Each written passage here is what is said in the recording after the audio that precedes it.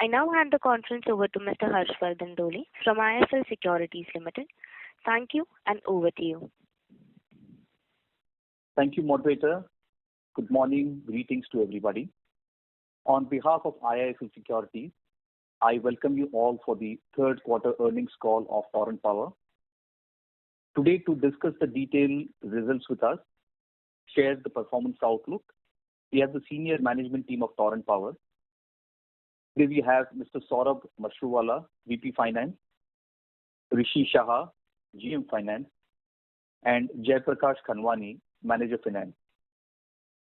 I would request Saurabh bhai to make opening remarks, subsequent to which we can open the floor to the Q&A. Over to you, Saurabh bhai. Thank you, Harsh. Good morning to all of you. Thank you for the joining earnings call of the Torrent Power for Q3. We'll take you to the performance of the quarter first, and thereafter the phone lines will be open for the Q&A session. We'll first explain the PBT level, and then tax expenses will be taken up separately thereafter.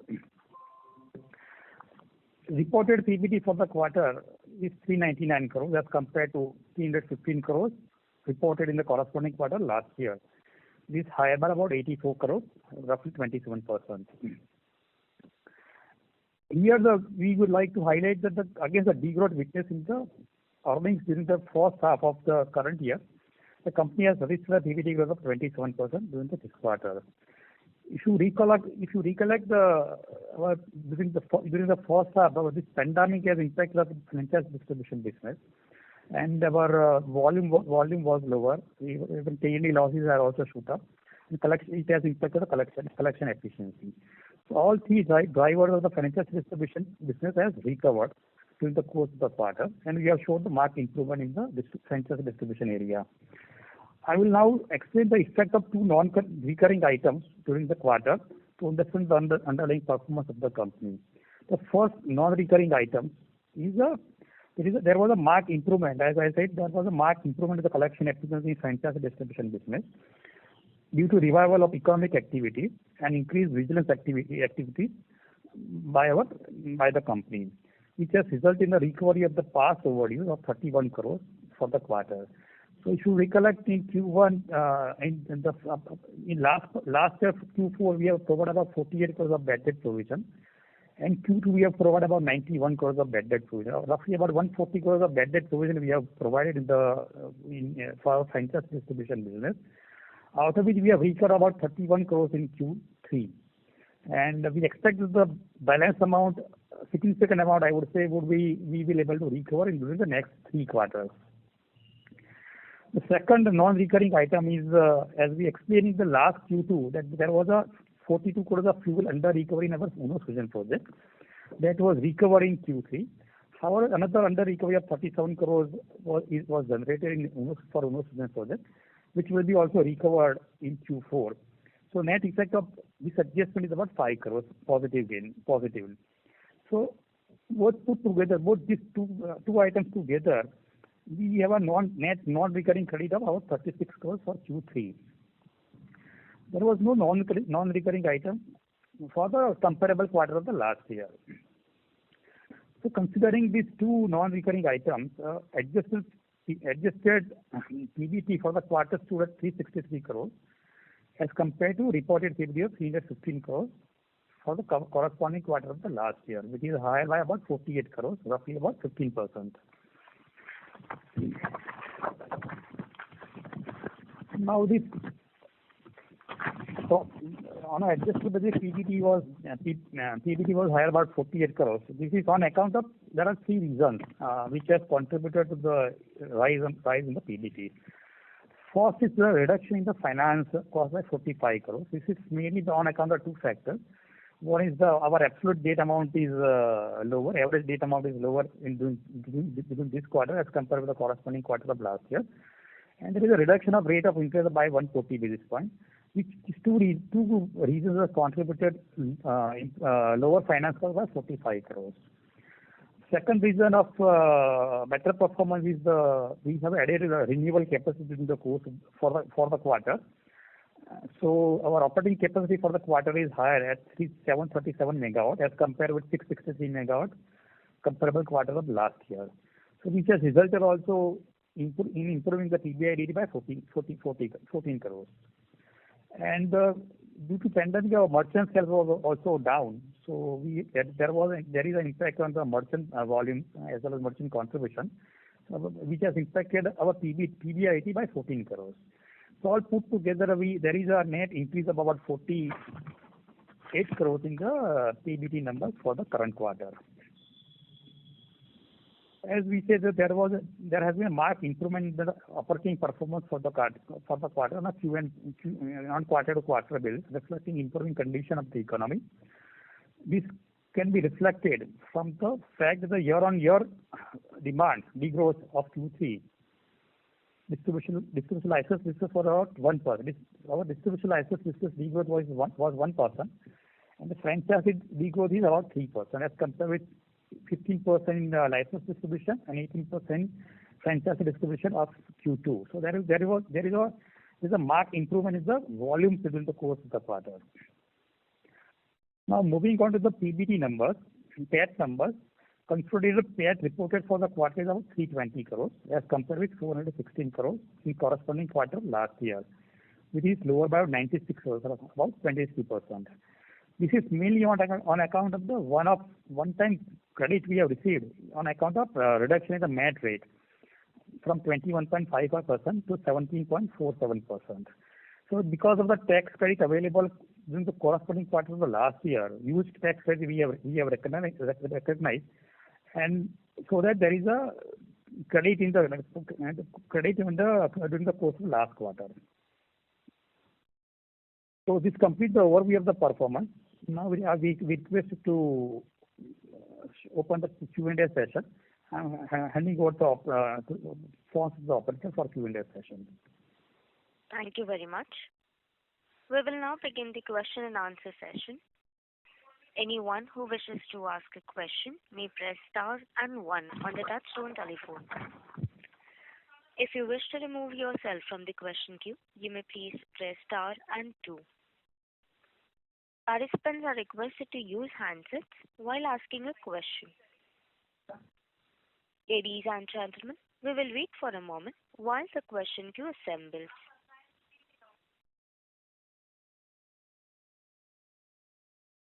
The first question is from the line of Subhadip Mitra from JM Financial. Please go ahead. Good morning, sir. Firstly, just wanted to understand what would be the absolute debt level as of now vis-a-vis last quarter? The debt level as of now, as on December, is about 8,400 crores as compared with 8,600 crores as on September. So reduction about 200 crores. Okay, thank you. Secondly, also wanted to understand that are we looking at more renewable additions coming up in FY 21 and 22, and when you're expecting these to come up, and how much of your equity would or the invested equity would go up because of this? We are keen on solar side, not on the wind side. So solar on a selective basis, we are evaluating the proposal and we are participating in the bidding. So we have participated in the GUVNL bidding, and we have also participated in the Andhra Pradesh bidding also. Okay. Is there anything that is currently work in progress which you're expecting to come up in the next, say, 12 or 18 months? Couple of states is also considering the solar installation, like for example,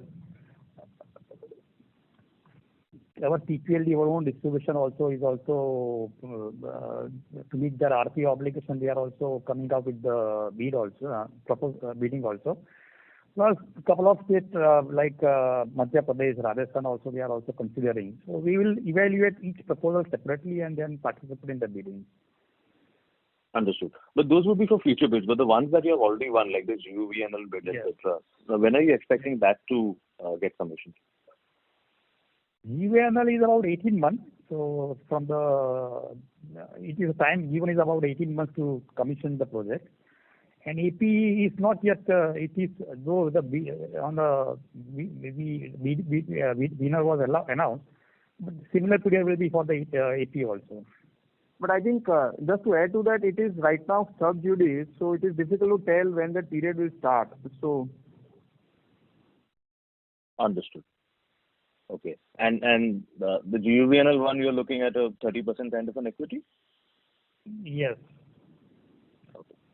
Last question from my side would be on the distribution side with, more opportunities coming up. How do you see, that space opening up, and where are probably the opportunities that you would be seeing? Government has shown their intent to privatize the union territory. So Daman and Diu has already, everybody has submitted the bid. Even Chandigarh also bidding has happened. And we are waiting for the more union territories to come. So we have submitted the bid in case of Daman and Diu and Chandigarh also. Understood. Any indicative capex that one might think of about these areas? No, let's see. Once the bidders will be announced, means the winner will be announced, and after the plan will be finalized. Understood. That's it from my side. Thank you so much. Thank you. The next question is from the line of Mohit from DAM Capital. Please go ahead. Hello. Yes. Am I audible? yeah, Mohit. Yeah. Congratulations for a reasonably good quarter, sir. So my first question, so how has the demand fared in January 2021 for all the discom area? Can just if you're not giving the exact figure, can you just give a qualitative picture? Sure.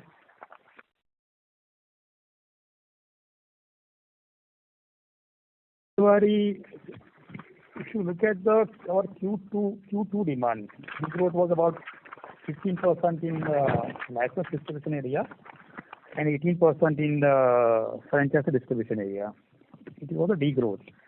In Q3, it has improved to about -1% in some license distribution area, and -3% in the franchise distribution area.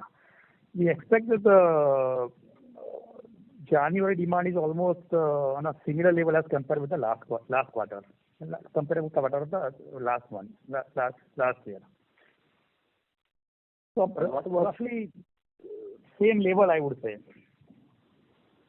And has the collection efficiency improved further in January 2021, especially in Bhiwandi? The collection efficiency in case of Bhiwandi and Agra, which was 107% in Q3,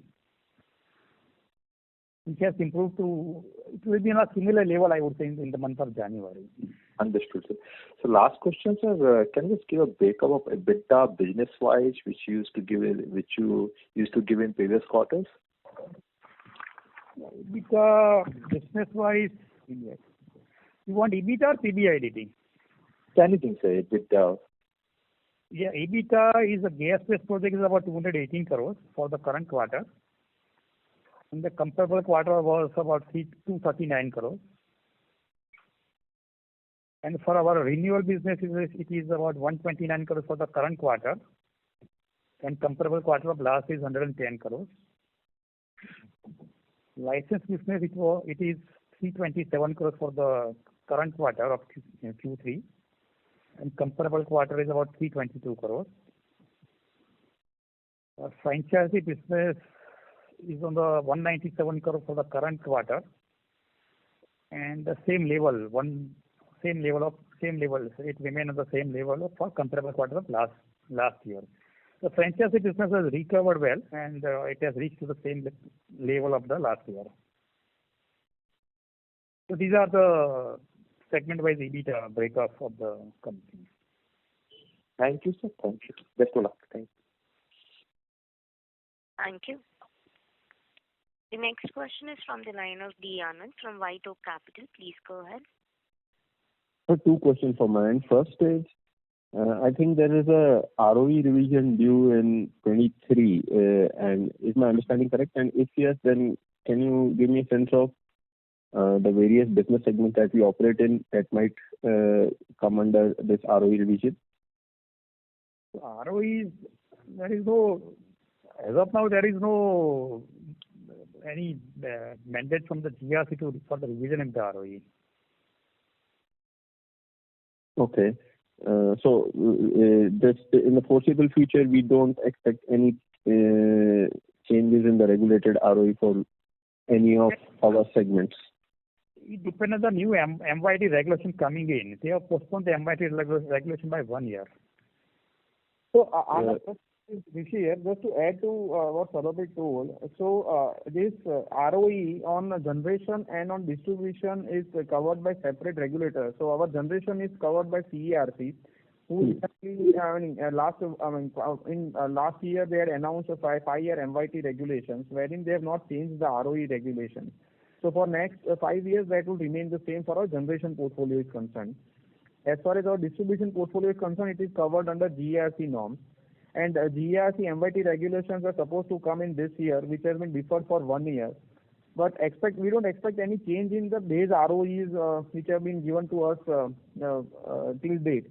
And if you compare it with all India ROEs, it is one of the lowest in the country. So our expectation is that it should not change as far as ROE for our distribution business is concerned. Sure. And sir, with regards to the broad opportunity in the sector for next, let's say, 3 years, how do you see, which areas do you see maximum capital allocation, and how do you see next 3 years for us as a company? We are very keen on this union territory privatization. So that is one opportunity we are looking at. Second opportunity, we are looking at the solar projects, various proposal we are evaluating. And so solar is the next opportunity. And third is the transmission. Area. These are the three areas where we are looking at to invest further capital. Sir, in privatization, the first one, can you elaborate? Like you said, which particular privatization are we eagerly? We have participated in this Dadar, Daman and Diu Union Territory. We have also participated in Chandigarh also. Okay. And see, as far as capex is concerned, it is generally spread out capex, not like upfront capex. Like, for example, Bhiwandi and Agra, which we have taken over. Capex spending is spread out for a couple of years, I would say, first couple of years. So similar kind of capex we have to invest in this kind of union territory also. But it will be in a phase manner, I would say. Okay. And in distribution, I imagine we have some options that are planned. Any particular sense on, because you haven't mentioned distribution franchisee as a capital location for next 3 years. Any new franchise which will comes up, we will evaluate it. But as of now, these two union territories we are looking at. Okay, and there hasn't been any formal announcement by any state for any particular cities, or there isn't a planned roadmap in terms of privatization? Not yet by any state government as of now. Okay, thank you. I'll come back in the queue. Thank you. The next question is from the line of Manali from Centra Advisors LLP. Please go ahead. Hello. Yeah. Hello. Yeah. So I have one question. I just want to understand what would be the cost of your gas for this quarter? Imported gas. One second.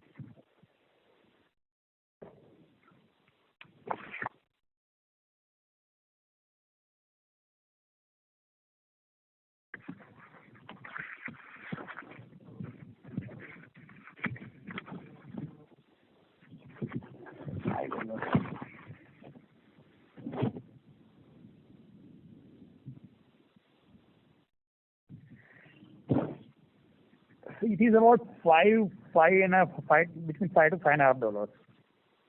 Okay. imported gas is on spot and how much is contracted? It is, see, we have contracted long back, so it is, we have not contract on spot basis. So Okay. it's about $5.50 kind of a thing was the cost of gas. Okay. Okay. Okay. Thank you, sir. That's it from my side. Thank you. The next question is from the line of Aniket Mittal from Motilal Oswal. Please go ahead. Yes, thank you for the opportunity, sir. So just firstly on the DF front, just to get a clarification from the EBITDA number that you mentioned for DF, which is 197 crores, at the same level, does this include the 31 crores of recovery? No. So this is an adjusted number. Okay, this is an adjustment. Okay, got it.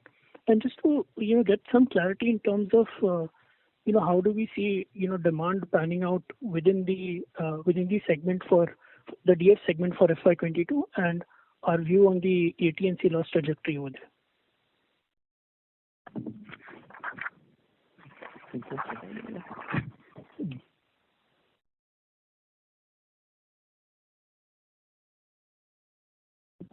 Demand for the franchise distribution business expected to grow by about 5 to 6%. And I'm just giving you the AT&C loss number for the YTD for franchise distribution of the Q3. Then we can talk about what is going to happen for the next year. So YTD numbers of Bhiwandi is about 17.31% AT&C losses, and Agra is about 18.55%. So we expect that these numbers will go down as during FY22, and maybe it would be settle around. Our aim is to settle around 12 to 13% kind of a thing, 12% kind of a thing. 12 to 13% for both Bhiwandi and Agra. Yes. Okay.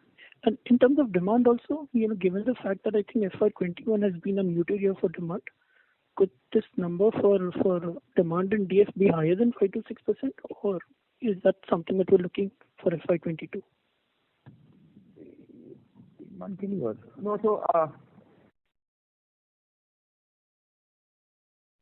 so I think it is difficult to give you an exact numbers on demand projections. On an average, if you look at for past some years, the demand has been growing at around 3 to 4% on a year-on-year basis.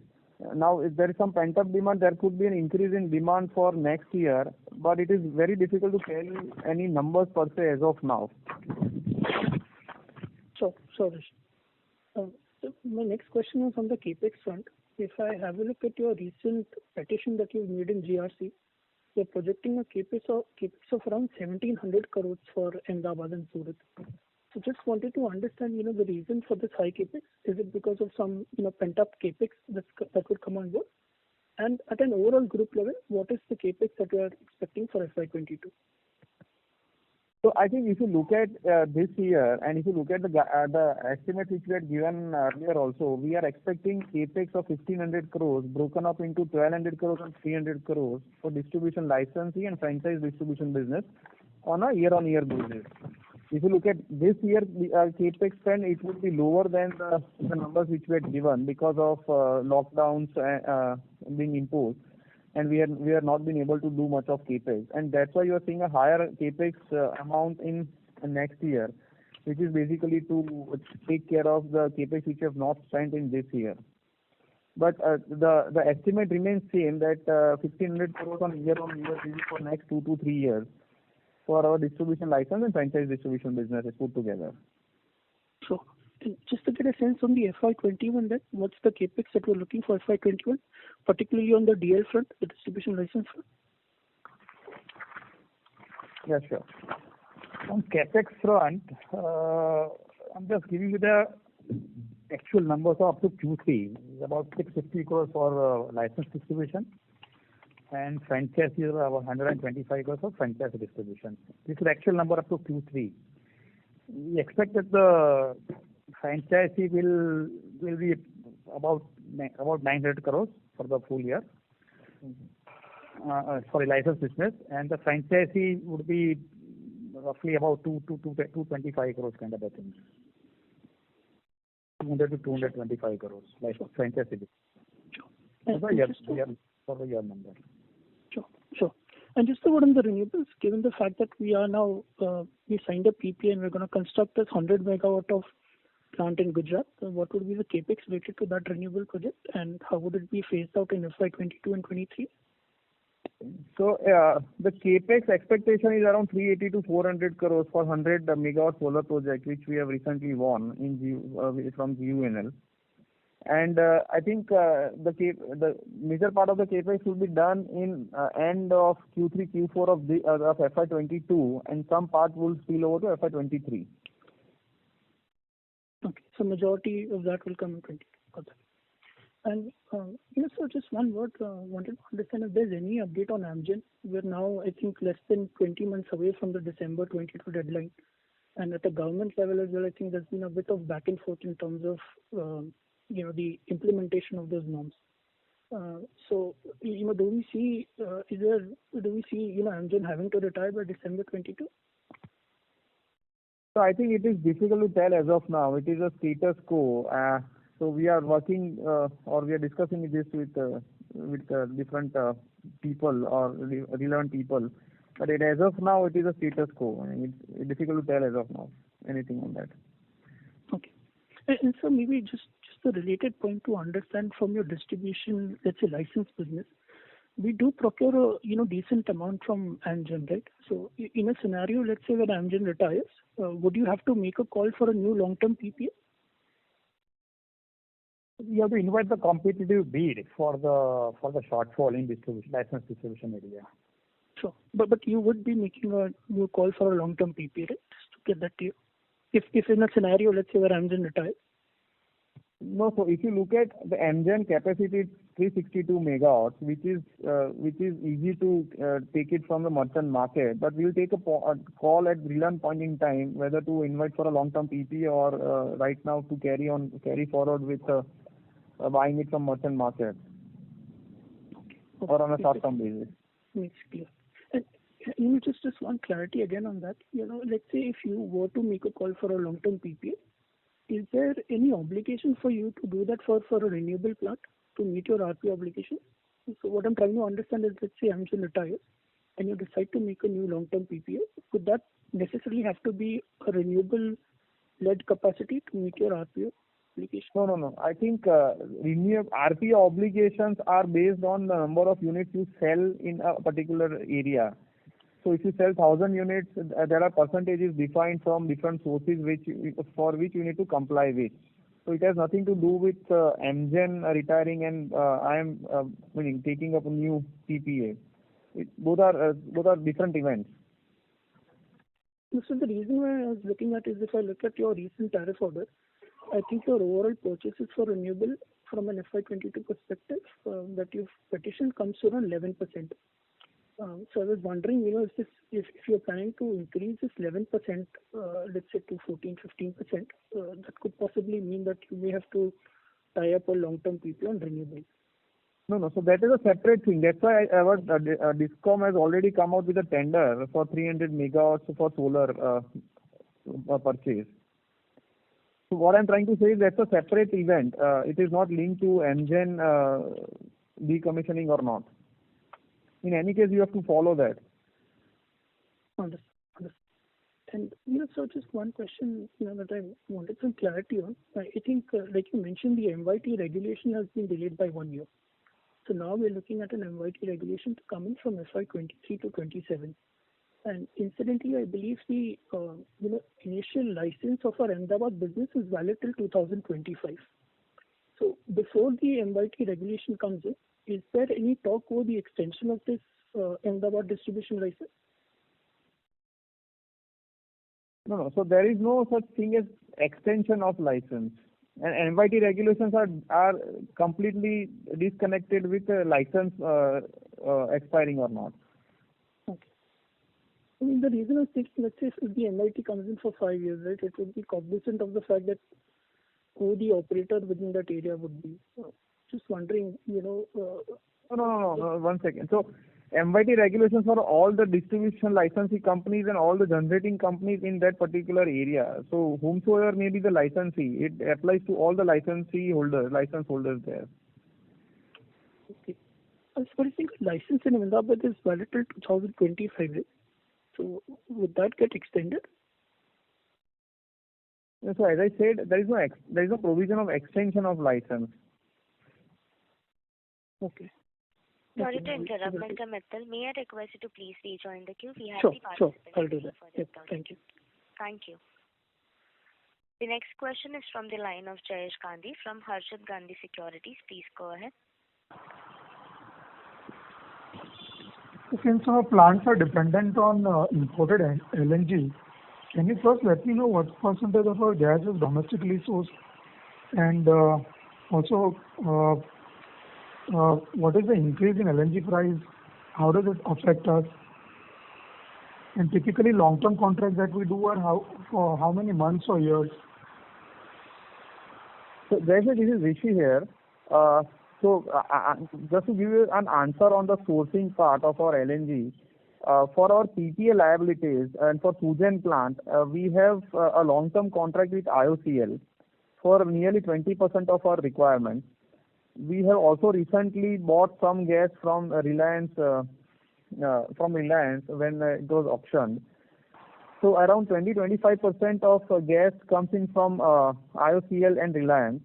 For balance requirements for our PPA liabilities, we source it from international markets. So as far as current sourcing is concerned, or current contracts are concerned, we have nearly tied up for all our PPA liabilities for next year, which is FY22, at an average price of around $4. Okay. And one last question from my side is, what is the reason for T&D losses rising? No, so if you look at Q1 and Q2, the T&D losses have gone up. The major factor being the mix change. So let's say if you have higher industrial demand and a lower retail volume, you'll tend to have lower T&D losses. But if that mix changes and it goes towards more of retail and less of industrial, the T&D losses tends to shoot up, because technically the high tension sale of electricity would have lower losses compared to a low tension sale. So if you look at Q1 and Q2, that was in that era industries were under lockdown, and that's why there was no consumption from industries, and that's why the T&D losses were up. If you look at Q3, they have significantly gone down because industries have started coming up back, and that mix is again going back to the original levels which we had seen in FY20. That's all from my side, sir. Best of luck for future. Thank you. Thank you. The next question is from the line of Deva Modi, an individual investor. Please go ahead. Yes. So first, just wanted an update on the DGEN plant. We understand that it is completely, right now, obviously, the PQ, there is no demand, so the PLF is not there. Going ahead, what are the various options in terms of demand rise or whatever it can happen, and in which regions it can, because Gujarat clearly has a demand-supply equation which is not going to be friendly for DGEN. How does it shape up on a regional basis for DGEN, and how do we look at ramping that up? No, so sorry, Deva, I just lost the last part of your question. If you can just please repeat that. What are the various options before us from, let's say, a 1 year to 5 year perspective to ramp up DGEN, and how does that look going ahead? So DGEN per se, as we had discussed this in the last call also, DGEN, we on a short-term perspective, we don't expect any long-term PPAs to come in for that plant. So for a short-term to medium-term, it would operate for a merchant capacity. So let's say slightly from a medium-term perspective, after 3-4 years, we expect that there could be some long-term PPAs which would start coming in because of various factors playing out in the market. So let's say higher renewable capacity into the grid would require gas-based power plants to be there. In fact, base demand also is expected to increase, which will require non-operating plants to start functioning. So all those sectors putting in, I think on a slightly medium-term basis, we expect that there could be some long-term PPAs which should start coming in. Right now, if you look at the last 3-4 years or 5 years, there has hardly been any long-term PPAs which have been signed. So what you mentioned regarding the renewable part, I think you also mentioned in your investment rationale slide in the presentation that there is a flexible generation concept which can come in. So but what would be the tipping point? I mean, at what level of renewable generation in a grid would that happen? Because we have been thinking of this since quite a period of time. Till now, obviously, we don't think any such arrangement has come in, wherein, apart from, I think, NTPC has some such arrangement. But probably no other such arrangements are coming in, and probably the government was also supposed to come up with a framework on this. So how is it looking on that front? How much time would elapse before something like that could come in, and what percentage of renewable in the grid needs to be there for something like that to come? So Devam, it's NTPC. What you refer to NTPC was basically a pilot. On a pilot basis, they had been doing this. So those outcomes will come, and then government. I think government should form a policy on that. It is difficult to tell when it will come out. But bundling of power is definitely possible, and it should work. Now, at what levels of renewable capacity into the grid? I think around 15% and more. You will start seeing that the grid becomes unstable, not stable. So after that, I think there should be some requirement of this kind of spinning reserves available for the grid to maintain its stability. So probably one incidence of grid instability due to high renewable power would lead to a trigger for doing something like this. I can't comment on it, Devam, right now. Yes, and generally, just one thought on if there are electricity futures, which I think MCX has just launched yesterday, and the presence of IEX itself, does that help us in any way in terms of launching small volumes on DGEN, or is it completely immaterial in terms of the volumes right now? So I think DGEN is right now non-operational. So it is difficult commercially to start a non-operational plant for, let's say, 3-4 hours or 5 hours. You need to have a strong visibility at least for 15 days or 30 days for RTC power, so that it becomes commercially viable to start a non-operating plant. Okay. And what kind of volumes, sales, and EBITDA can be expected from the Shil-Mumra Kalwa over the next couple of years? So I think Shil-Mumra Kalwa, the demand is around 50 megawatts, which should grow at 4-5% kind of a range. But it's not a small area, so it will not change much. 50 MUs or 50 megawatts? 50 megawatts. Okay. And what would be the current gross debt, cash, and net debt? Pardon? What would be the current gross debt, cash, and net debt? The current gross debt is about 8,400 crores as on December, and cash would be about 1,000 crores. Okay. So this includes the cash equivalent investments also? Yes. Okay. And finally, in the wind asset that we have bid at 1.99, what is the expected ROE and what kind of PLFs does it factor? So we are expecting ROEs in low teens for this project. The PLF which we are expecting is around 27-28% on a AC basis. Okay, sure. That's it from my side. Thank you. Ladies and gentlemen, in order to ensure that the management is able to address questions from all participants, please limit your questions to 3 per participant. If you have a follow-up question, you may rejoin the queue.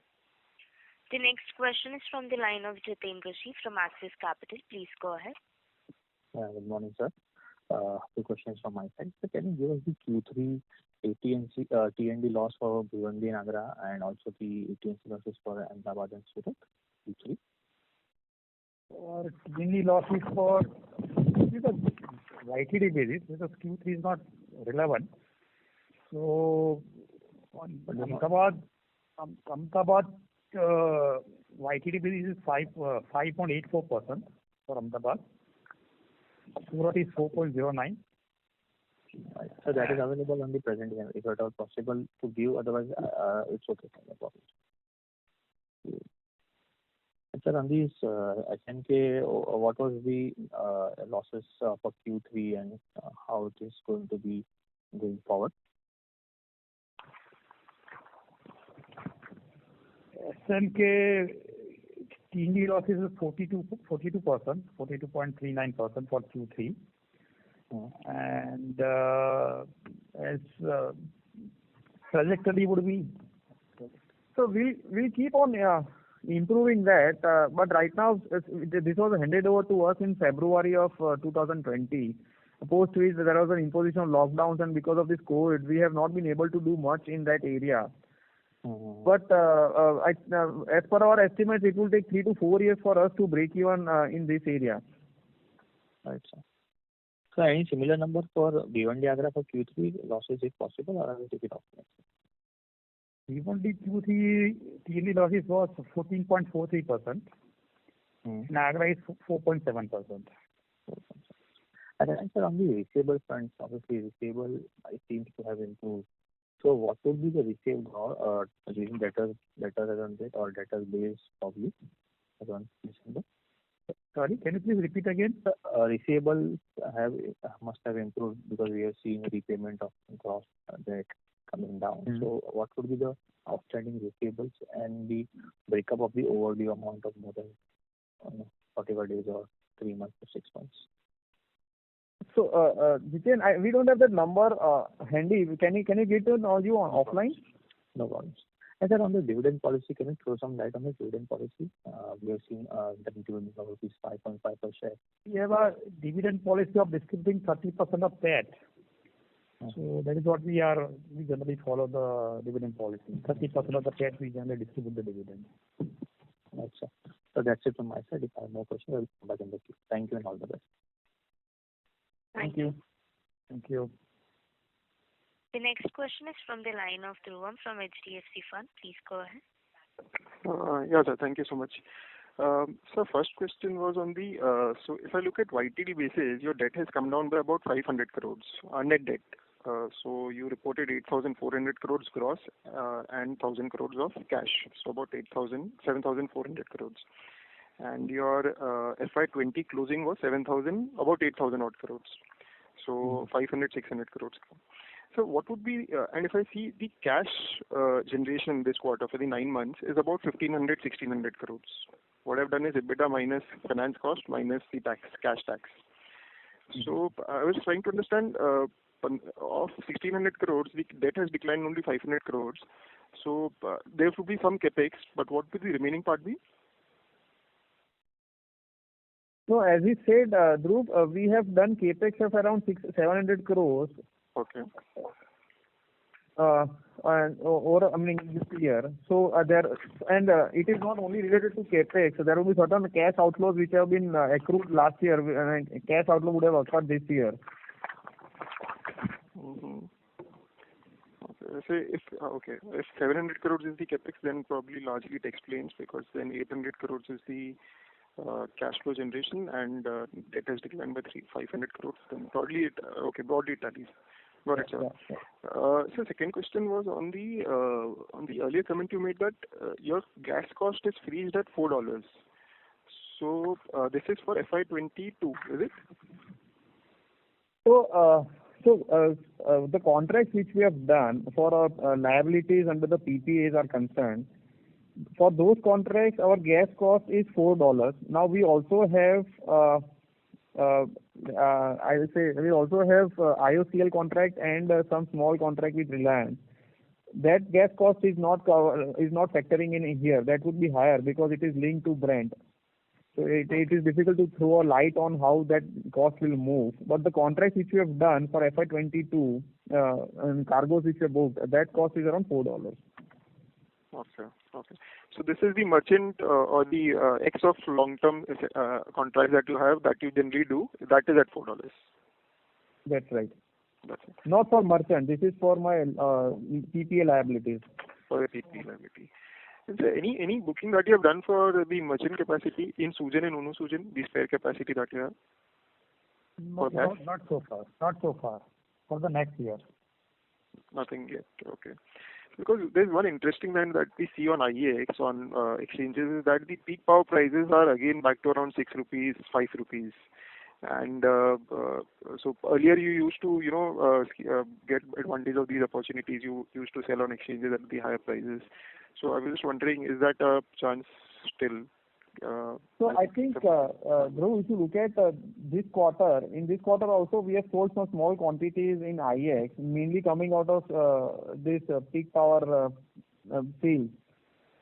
So that can be done from SUGEN and UNO SUGEN, but for peaking power supply we cannot operate DGEN. So I was wondering from SUGEN, UNO SUGEN only. Yeah. So SUGEN, UNO SUGEN has sold some power on merchant basis in this quarter also, and that will keep on happening depending on how prices move on the merchant market. But if you don't have that surplus gas available at affordable price, then it would be, the quantum will not be very significant. That is what I was trying to understand. So Dhruv, it's difficult. So as far as peaking power is concerned, it can only be done from SUGEN and UNO SUGEN. Now, typically Q1 and Q2 are the best quarters for electricity demand, right? Historically. So generally, if you look at DGEN has we operate DGEN in H1 of every year. H2 is typically a lull quarter on a RTC basis is concerned. Okay. So once we get a good understanding on the demand, we would like to do some gas contracting for H1 of the next year for merchant capacity. Got it. Okay, got it. And one last confirmation, you mentioned that your interest cost has, the interest rate has reduced by 140 bits, is it? Yes, as compared to the comparable quarter of last year. Okay. And this is, your long-term loans have resettled at 140 bits lower. This is not commercial papers that are, one-offs. Because No, these are long-term. Long-term. Okay, great. Thanks all. That is all. Thanks a lot. Thank you. The next question is from the line of Rahul Modi from ICICI Securities. Please go ahead. Thanks for the opportunity, sir, and congratulations on good numbers. So just a quick couple of questions, sir. When is our hard stop in terms of when you would like to contract for gas beyond 23? Because of late we've seen a lot of volatility in the Asia LNG prices. So, sir, from a sourcing strategy point of view, sir, how are you looking at it? So Rahul, if you look at international markets, 2 years back or 3 years back, a lot of volumes were traded on a long-term basis. But last 2-3 years or 4 years, the shift has been from long-term contracts to a spot market, so to say. When I say spot, it could be 6 months, 12 months kind of a contracting basis.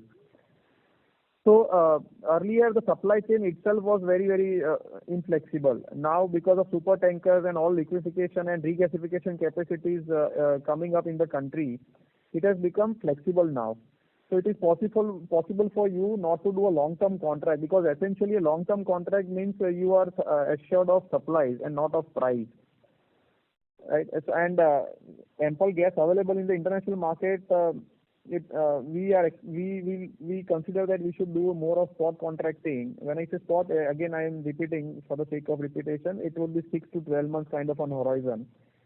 So we are continuously monitoring this and will decide at opportunistic point in time. But the estimate would be that we will be doing it for 6 months, 12 months kind of a contracting, and not for, let's say, 3 years or 5 years kind of contracting, because essentially it's a quality, supply contract rather than a price contract. Okay, sure. So just one more question that I had again on the debt front. Sir, so we've seen a good enough reduction in the debt cost. So what is the average debt cost for our loan portfolio today? Or about 7.75% roughly, as on December 20. Okay. So you see this going down further, or is there any scope? No, it can go down in a small number, but it will not be as meaningful as what we saw in this quarter. Sure. Right. And sir, from a debt repayment point of view, over the next 2 years, obviously you have capex, but again, you've got some room to further reduce debt from your cash flows. So, what is the target that you're looking at to go down in terms of debt over the next 2-3 years, which you can do over and above the regulated debt in terms of reduction? It all depends on our investment plan because some growth capital also will be required. So, Sure. depending on the investment plan, we try to see that how much debt reduction is possible. So in terms of scope, I'm saying, so obviously that will vary, but I'm saying from an outer limit, if we assume that today what it is in terms of work in hand, so what can be a potential repayment over the next 2 years? So, Rahul, I think our annual repayments, scheduled repayments are around 1,000 crores. Now, there could be a possibility we might do additional repayment of 100-200 crores. But looking at the projects which we have on hand or the projects which are coming up, I think better clarity will emerge once we have final outcomes of all those biddings which we have done. Okay, sir. Great. Thank you so much. Thank you. The next question is from the line of Aniket Mittal from Motilal Oswal. Please go ahead. Yes, thank you for the opportunity once again. I think most of my questions have been answered. So just on the merchant market front, if you could quantify the volume and the revenue that you've earned on 3Q. So I think we have sold around 48 MUs in 3Q. From the merchant sales is concerned. And the average realization would be, or net contribution would be around 1.4 rupees per unit. And how would that compare versus the previous year? I think previous year it was around 99 MUs with a contribution of around 2 rupees. Okay, understood. And so just maybe one last question, I think on the MYT regulation itself, there was a draft MYT that had come out, which I think was talking about a performance-linked ROE to come in place instead of the base sort of 14% ROE. So I think they're talking about a split between a base rate and a performance-linked ROE. So just wanted your thoughts on the same. So I think first of all that is a draft regulation, so it is difficult to comment anything on that. But if we assume for one moment that will come in, our performance parameters, I think we are above those normative levels which have been specified. So for us, I think it will remain a status quo of 14% post-tax ROE. Understood. Okay. Thank you. That's it from me. Thank you. The next question is from the line of Vivek Ramakrishnan from DSP Mutual Fund. Please go ahead. Sir, my question again was coming back to the debt level.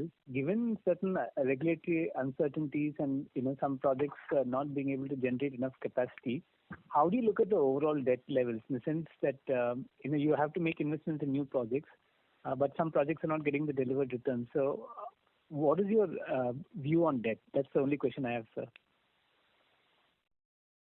So we look at that on a balance sheet basis, first of all. So as far as our cash flows are concerned, they are more than sufficient to take care of the debt repayments or interest payment obligations are concerned. So on a balance sheet basis, we don't see any issues per se as far as debt or servicing is concerned. No, sir, absolutely not. So I just meant in terms of the financial risk profile that you will maintain, because there'll be some projects which generate very good returns and some which don't. So just to answer your question, what we look at is that our net debt to EBITDA as a ratio, we would not like it to breach 3.5 on a long-term basis. So that's how we look at it on a consolidated basis. Perfect, sir. Thank you very much. Thank you. The next question is from the line of Harshvardhan Dole from IIFL Securities Limited. Please go ahead. Well, thank you. Saurabh bhai, I had actually two questions. One was actually pertaining to the renewable business. Because some time ago we had kind of taken a write down on one of the projects that we had won. And we had taken a call that perhaps the risk reward is not that favorable as of now for the renewable project, and we'll evaluate a better entry time. Now, since then, the overall tariffs in this country have kind of collapsed. And on that backdrop, we have actually won a project by quoting one of the lowest tariffs for solar power project. So I'm just trying to understand what has changed at the margin, and here on what should be the philosophy or the governing principle for growing the renewable business. So, Harsh, this is Rishi here. As far as the contract which we have won, the GUNL contract, if you look at the counterparty, we were always, we always wanted to have a counterparty which was good in terms of the risk associated with it.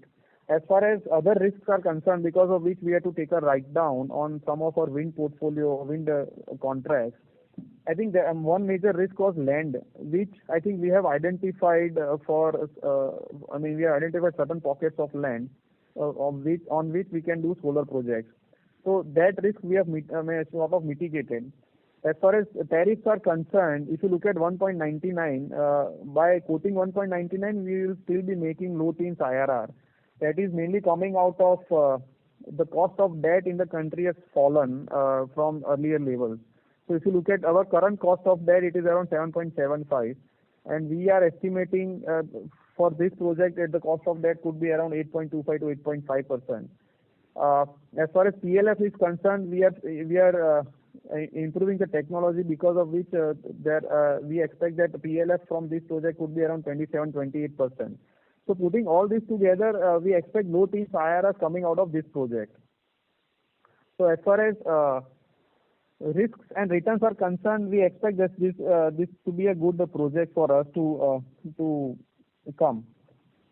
As far as renewable strategy is concerned, we keep on looking at projects, and if it's and our benchmark return requirements would be around 13%.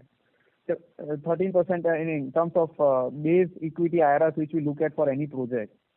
And as far as solar projects are concerned, we, as I said, land risk are more or less taken out because of some identification of land which we have done. Also, some projects come with their own land allocations. So that risk has been taken out by these mitigation factors which we have done. And as far as return expectations are concerned, 13% could be a base level requirement which we want for any project. Sure, very clear. So, investors should expect portfolio growth in this, growth in this portfolio on a risk-adjusted basis rather than just, return basis. So one should evaluate the risk and then look at the corresponding, returns. Will that be a fair statement? Absolutely, absolutely. Sure. Thank you very much. So, operator, please take the next question, please. Thank you. The next question is from the line of Mohit from DAM Capital. Please go ahead.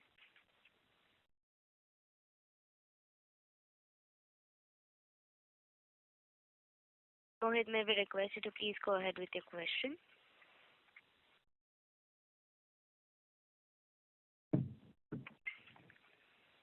Mohit, may we request you to please unmute your line if muted from your handset?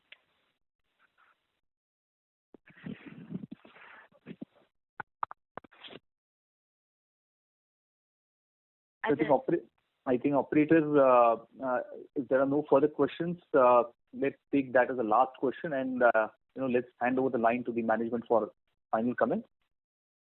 Thank you. As there are no further questions from the participants, I would now like to hand the conference over to the management for closing comments. Yeah. Thank you very much for attending the call.